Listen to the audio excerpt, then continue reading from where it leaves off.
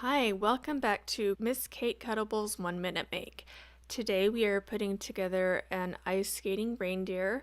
Now this reindeer goes along with the ice skating Santa that we did yesterday and the ice skating polar bear and the ice skating penguin from last week. So these guys are easy to put together. It's not hard. There's some layers, there always is, but they're easy to do.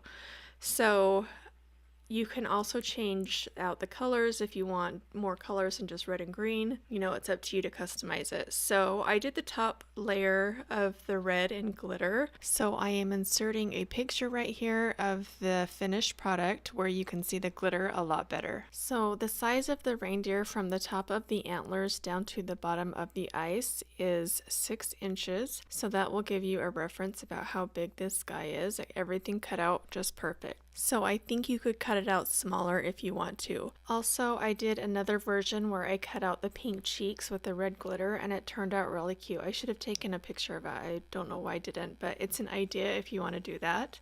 Let me know what you guys think in the comments down below. Hit the like button if you like these cute ice skating SVGs, and I will see you on the next 1 Minute Make. Thanks for watching.